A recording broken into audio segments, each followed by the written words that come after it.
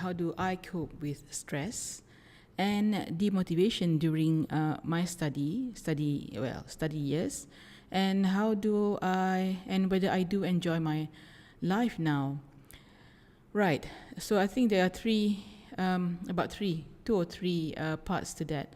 So I think about stress, there are perhaps two types of stress: the good ones and the bad ones. The good one is that the stress that is usually associated with really what you want in life. You know that you want something.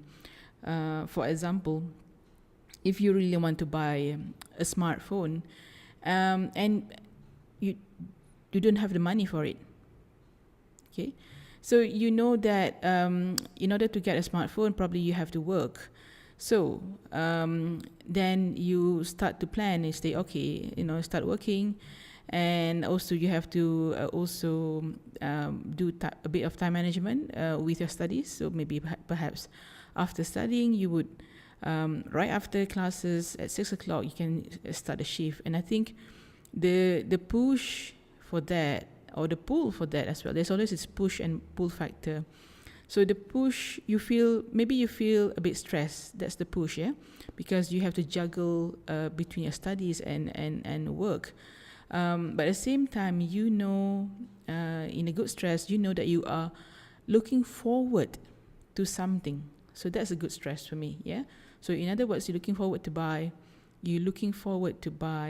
a new smartphone, and you like to enjoy that. I would say your fruit of labor. Likewise, for getting that 3.75 CGPA, you know that with that particular CGPA, it will open doors for you in the future. So the good stress is something like that, yeah. At the same time, usually with the good stress, you would also get the bad stress as well. The bad stress usually comes in, I think, when you feel really, for example, tired, when you feel really, really anxious, when you feel resentment as well, when you start to feel, I think, a little bit of depression. Nowadays, a lot of the younger generation tends to say, if you're sad and everything, you tend to be depressed. I think depressed is a bit heavy, I think. For moments of sadness, but when you feel down, yeah, those are the bad stress.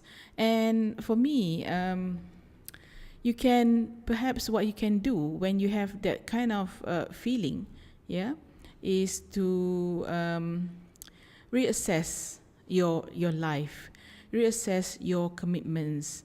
Perhaps some of your commitments are more than you think you can cope. Yeah. So think again what you would actually have. So another thing as well that I feel a lot of us are living in is that we are trying to live up to other people's expectation, and we tend to worry a lot because nowadays in the age of social media. There's a lot of things that you would actually face more than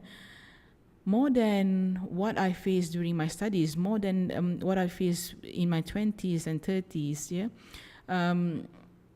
Because you have this added expectation or an image as well, that one thing you want to portray to other people, that you're happy and cheerful and life goes well around you. But on the other hand, probably they are fake.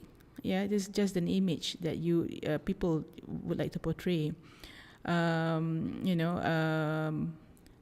So I think try to also, if you want to stop worrying, if you really want to, and you don't feel good, about yourself, you don't feel good about what you do, perhaps what you can do is to reduce reduce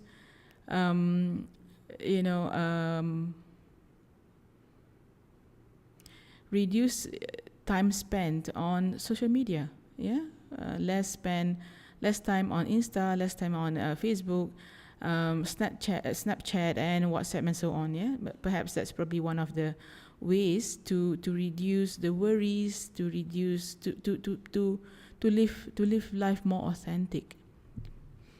Right. The next one that I think I would like to talk about is perhaps you know to just keep calm, be yourself, right? There are a few things I think you probably, this is from my point of view, I feel that maybe you would also benefit.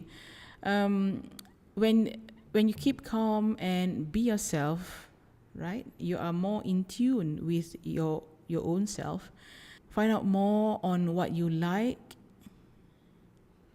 and dislike. What ask yourself, what am I good at? And what I want to be good in say about 10 years, in 20 years. Have a vision, have wawasan, yeah, have and what you want to learn more, yeah. Find out what are my limits and find out what are my boundaries as well. I have written about boundaries in my website, so just have a look at that. And I think what also important is to ask yourself what success means to me.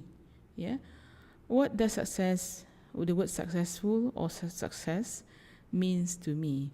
Because other people would have different definition of success. For example, some people think that once you have graduated with a B Farm and you get a job within 3 months, PRP and FRP in 2 years, and then you get married, have kids, have a condo, have a car, and so on. Perhaps to some people, those are the material things that would that would be like a milestone for them. That would be success to them. Yeah, perhaps with some people, yeah, they would prefer to rather than having all the material, the worldly possession, they would love to go deeper, and they love to explore more on the intellectual pursuit. They would love to dig deeper and find out more and understand the world better. Perhaps that would be, if success is to you, then that would be, I think, then you would find ways to do that. So, also being yourself. How do you know? How do you know what? How do you know your purpose? So, how do I know my purpose? Some people, they are very clear, but to most people, they are not. What is their purpose on earth? Yeah. So I think we are given a guide, and I think our guide is our heart. I think, yeah. So whatever excites you, whatever excites your heart, that's very important. Please don't ignore that feeling, whether it's a happy feeling, a joyful feeling, a feeling of resentment, a feeling of sadness. The feelings are like an indicator, it will guide you to your life, yeah. What you meant to be to do and meant to be in life, yeah. So I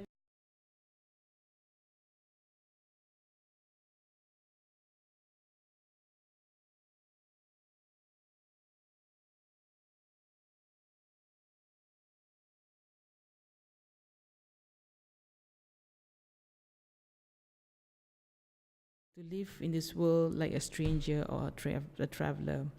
I think this is very important when we because we, as a human being, we tend to get attached to people, to material possessions, to our achievements and so on. But if we think like a traveler, whereby we are traveling in the world, and we just stay at one place or one job, perhaps. And we don't take offense of things or people, and we knew that certain things, many things, are there, are here on this earth, is a short lived, and we know that those joy and things and everything are actually short lived. So we wouldn't be attached so much. I think being attached to something that creates a lot of stress as well. Yeah, bad stress. So is my life? Let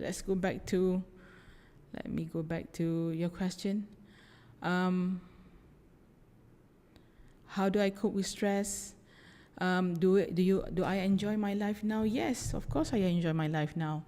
You know, I think you have to love every minute of your life. So with that, I really wish that you live your life to the fullest, and just be yourself. So with that, thank you for asking me that question.